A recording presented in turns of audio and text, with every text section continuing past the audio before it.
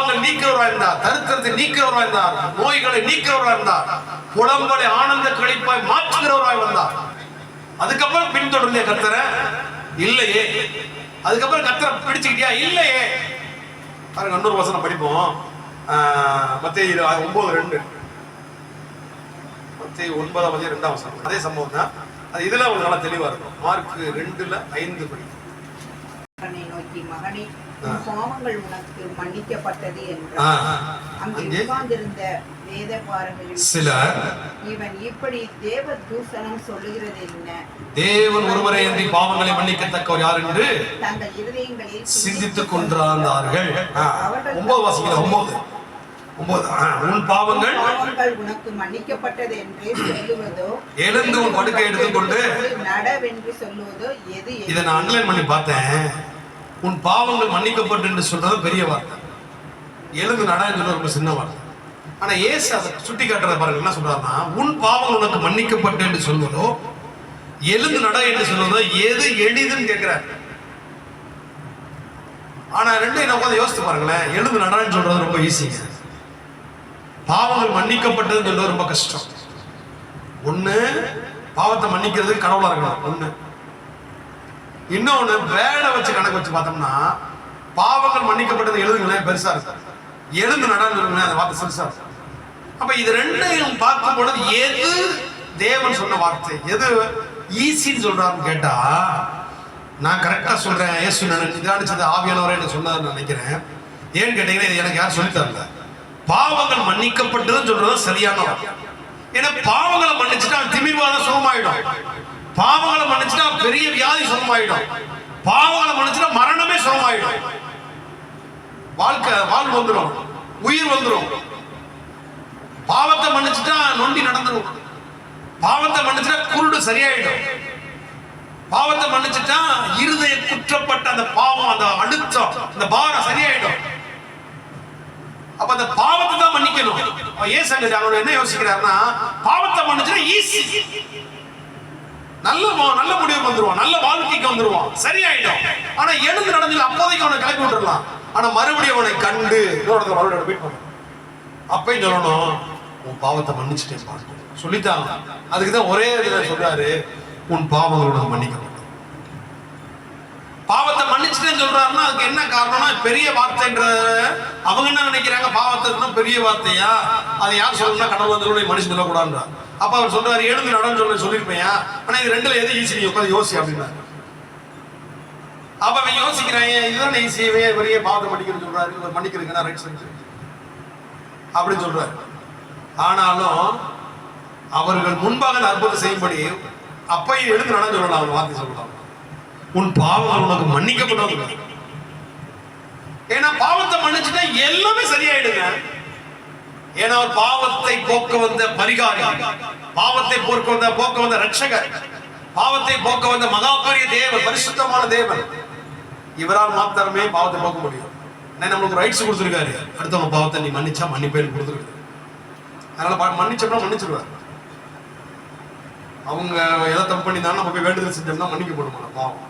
ஆகிற யாரையும் போய் அதனால குற்றமா தீக்க தேவையில்லை. போய் நீங்க பாவீங்க, அதனால அவங்களுக்கு நோய் வந்துருக்கு சொல்ல தேவையில்ல.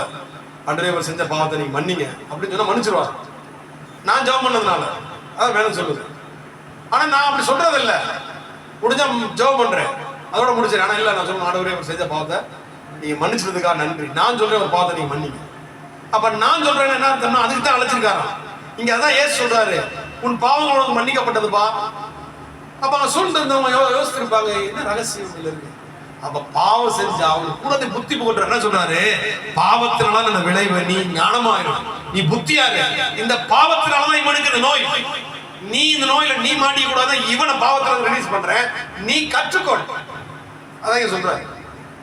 நிறைய விஷயங்கள் ஆவியான நிறைய பேசுவாரு, அதை நான் சில நேரம் எழுத மறந்துடுவேன். சில நேரங்கள் நான் நிறைய எனக்கு இதெல்லாம் யாரும் சொல்லி தரல, எனக்கு ஆவியான பேசுனது நான் பேசுறேன். ஏன்னா நான் என்ன பெருமைக்காக சொல்லல, என்ன சொல்ல வரேன்னா, எங்கேயோ ஒரு கேட்டு நான் பேசல, எனக்கு ஆவியானவர் போதிச்சு உங்களுக்கு போதிக்கிறேன்னு சொல்றேன். எனக்கு அந்த பெரிய ஊழியக்காரர் பேசினார், அதான் கேட்டு வந்து பேசுறேன். இல்ல இந்த ஒரு பெரிய ஊழியக்காரர் பேசுறேன் கேட்டவங்க பேசுறேன், அப்படி இல்லை. நான் மட்டும் கேட்டதே இல்லை. ஆனா இதை உட்காந்து நான் ரொம்ப நேரம் சிந்திச்சுக்கிட்டே இருந்தேன். பாவங்கள் அண்டர்லைன் பண்ணி பார்த்தேன். உன் பாவங்களுக்கு மன்னிக்கப்பட்டது அப்படின்ற வார்த்தை பெருசா இருக்கா? அண்டர்லைன் பண்ணி பார்த்தா தெரியுது. எழுந்து நட அப்படின்னு சொன்னா பெருசா இருக்கா? பார்த்தா பாவங்கள் பண்ணி, அப்ப அதான பெரிய வார்த்தை, அதையே சொல்லிருக்க கூடாது. நட, எழுந்து நடந்து ஈஸியா நடந்து போயிருப்பானே, ஏன் இதை பெருசு அது சிறுசு அப்படின்றாரு, ஏன் இது அது பெருசு இது சிறுசுன்றாரு. அப்படி உட்காந்து யோசிக்கும் பொழுது என்ன தெரிஞ்சுன்னா, பாவத்தை மனுஷன் நோய் போயிடும். அதான் சொல்றாரு அவரு.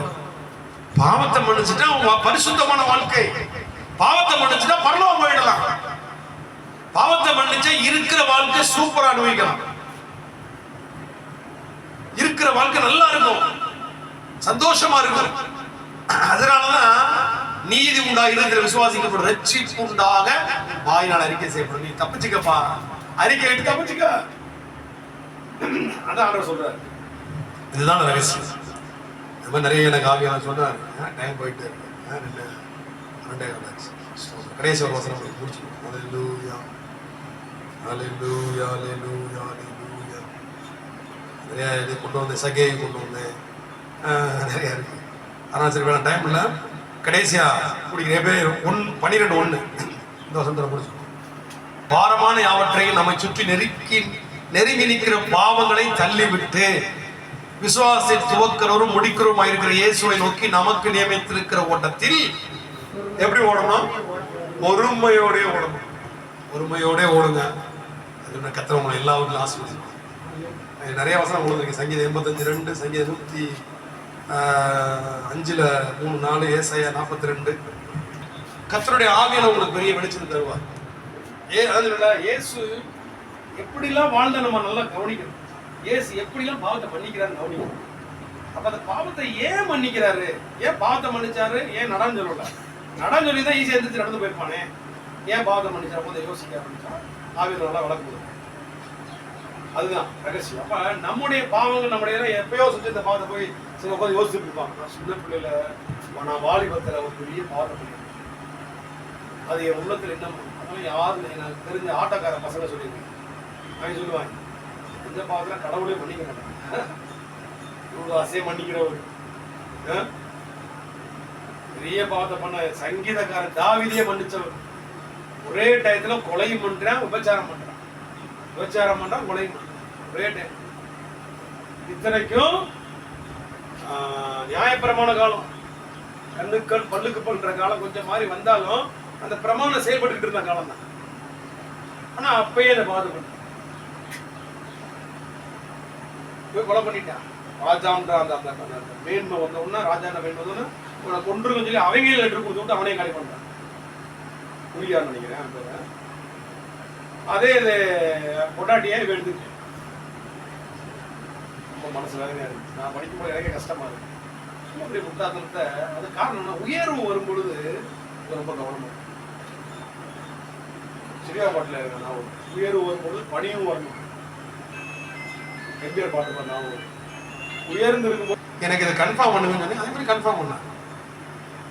காலையில கேட்டேன். நான் காலையில எழுந்திரிச்சு வசனத்தை தேடி பார்ப்பேன். இந்த காரியத்தை எனக்கு ஒரு மன தெளிவு ஏற்பட்டுச்சுன்னா கண்டிப்பா நான் ஏற்றுக்கிறேன்னா அதே மாதிரி எனக்கு மன தெளிவு ஏற்படும் காலையில்.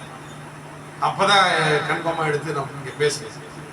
ஏன்னா நாம் யாரும் பாவிகள் அல்ல. ஏன்னா இயேசு ஏற்றுக்கணும்னா பரிசுத்தம் மாறிடும். இதுல முதல் நம்பிக்கை இருக்கு. சரி, இடையில ஏதோ ஒரு காரியத்துல மிஸ்டேக் ஆயிடுச்சு அப்படின்னாலும் உடனே ஒரு முடிவு, நான் குற்றப்படுத்தப்பட்டவன் மைண்டுக்கு போத வரும். அது போது தூக்கி எறியும். இப்ப நான் எப்படி இருக்கேன்? பரிசுத்தமா இருக்கேன், நீதிமானா இருக்கேன். இந்த உணர்வு நமக்குள்ள கொண்டு வந்துருக்கு. நான் சொல்றேன், உங்களுக்கு ஒரு நிமிடம் குறைபடாது. இயேசுவை நோக்கி எப்படி பொறுமையோட இத்தனை திரளான சாட்சி, அதனால கூட சாட்சி மாதிரி சொல்லிட்டு வந்தேன். இந்த வசனம் கிடைச்சிச்சு. அப்ப எடுத்து பார்க்கும்பொழுது அதுலயும் அந்த பாவத்தை குறித்து சொல்லணும். பாவமான யாவற்றை விட்டு அவர் நியமித்திருக்கிற கூட்டத்துல பொறுமையோட உலகம். பொறுமைன்றது பாருங்க எதை குறிக்குதுன்னா, அவெல்லாம் இதுல ஆசைப்படுறேன், இதெல்லாம் செய்யறேன்.